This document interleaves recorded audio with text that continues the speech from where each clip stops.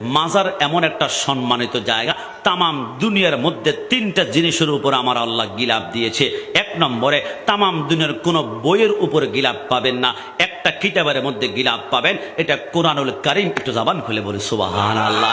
আল্লাহ কেন দিয়েছেন? আমার আল্লাহ বলে, অন্যান্য কিতাব থেকে এই কিতাবটি সর্বশ্রেষ্ঠ সম্মানিত, গিলাফ দ্বারা বুঝিয়ে দিলাম। তামাম দুনিয়ার কোনো ঘর, আপনার আমেরিকার হোয়াইট হাউস বলেন, বাংলার গণভবন বলেন, কোথায়ও আপনি গিলাফ দেখবেন না। পৃথিবীর জমিনে একটা ঘরের উপর গিলাফ আছে, ইন্না আউওয়ালা বাইতু উদিয়া লিন-নাসি লাল্লাযী বিবাক্কাতা মুবারাকা। আল্লাহ কেন?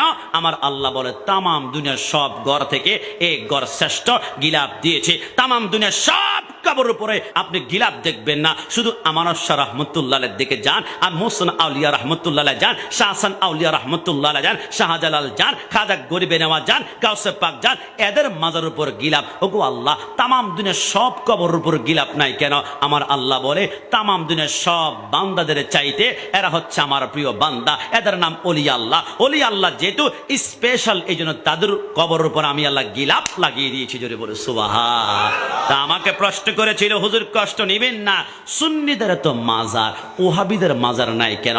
আমি বললাম, ঠান্ডা মাথায় চিন্তা করবা, একটা মাজার হওয়ার জন্য শর্ত হচ্ছে একজন আল্লাহর ওলি হতে হবে, একজন আল্লাহর ওলি হতে হবে। আর একজন আল্লাহর ওলি হওয়ার জন্য ফার্স্ট শর্ত, এক নম্বর শর্ত, শর্ত হচ্ছে তার ভিতরে এশকে মুস্তাফা থাকতে হবে, নবীর প্রেম থাকতে হবে, নবীর মুহাব্বত থাকতে হবে। সুন্নিদের অন্তরে নবীর মুহাব্বতের কোনো কমতি নাই। মিলাদুন নবীর মুহাব্বত, ইয়া নবী সালাম আলাইকার মুহাব্বত, নবীকে জানের চাইতে আমরা বেশি ভালোবাসি। এই জন্য সুন্নিরা মৃত্যুবরণ করলে আল্লাহর ওলি নুরানি চেহারা, আল্লাহর ওলি নুরানি চেহারা। 20-30 বছরে কবর খোলার পর আমরা দেখি সেই কবরের দাপনের কাপনও একটা মাটির কোনা লাগে নাই। সুন্নিরা মরলে আল্লাহর ওলি হয়ে যায়। এই জন্য মাজার কোনো অভাব নাই। আর বাতিলদের মাজার নাই, কারণ তাদের অন্তরে নবীর মুহাব্বত নাই, নবীর আশকে নাই, নবীর আদব নাই, নবীর সম্মান নাই। এজন্য তারা মরার পরে এদের চেহারা নষ্ট হয়ে জানোয়ারের চাইতে নিকৃষ্ট হয়ে যায়। এজন্য মাজার খুঁজে পাওয়া যায় না।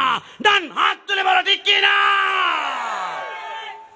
আমি কেন মাজারে যাই? আমাকে যদি প্রশ্ন করো, আমি মাজার পূজা করার জন্য যাই না। আমি গোলাম রাব্বানী কাশেমী মাজারে যাওয়ার রহস্য জানেন?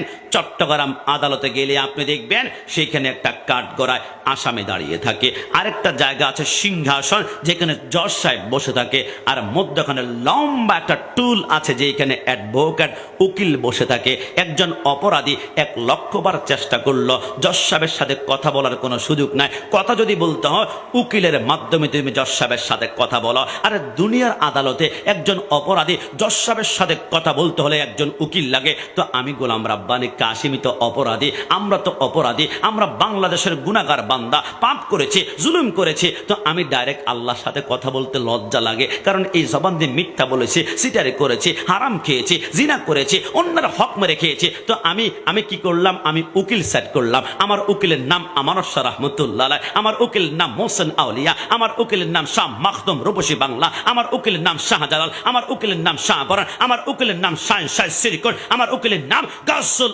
আজম মাইজ ভান্ডারী। আল্লাহর কসম, আমার আল্লাহ বলে, হে গোলাম রাব্বানী কাশেমী, তুমি দরখাস্ত করেছ, তোমার দরখাস্ত আমি ফেরত দিতাম না, নিতাম, তবে সময় লাগতো 2 মাস, 3 মাস, 4 মাস পরে। কিন্তু যার কাছে তুমি দরখাস্ত দিয়েছ সে তো আমানত শাহ, সে তো আমার বন্ধু, সে তো আমার ওলি আল্লাহ। আমার বন্ধুর কাছে দরখাস্ত দিয়েছ, 1 মাস লাগবে না, 1 সপ্তাহ লাগবে না। বন্ধুর কাছে যেহেতু দরখাস্ত দিয়েছ, আমার বন্ধু আমার কাছে হাত তুলেছে, আমি আল্লাহ তার হাত কবুল করে ফেললাম। কেন জানো? লা ইয়াজালু আবদি ইয়াতাকাররাবু ইলাইয়া বিন-নওয়াফিল হাত্তা উহিব্বাহু ফাইদা আহাবতুহু সামাহুল্লাযী ইয়াসমু বিহি ওয়া বাসারুহুল্লাযী ইয়াবসিরু বিহি। আমার আল্লাহ বলে, আমার কিছু বান্দা আছে, এরা তাহাজ্জুদের সময় জিকির করতে করতে ফানা পিল্লা হয়ে যায়। এদের হাতগুলা আমি আল্লাহর হাত, এদের পাগুলা আমি আল্লাহর পা। যখন তুমি কোন দরখাস্ত আমার সে বন্ধুর কাছে দিয়েছ, বন্ধু তোমার দরখাস্ত আমার কাছে দিয়েছে, এটা তার হাত নয়, এটা আমি আল্লাহর হাত। আমি আল্লাহ সেকেন্ডের ভিতরে তার দরখাস্ত কবুল করে ফেলে। জোরে বলি সুবহান।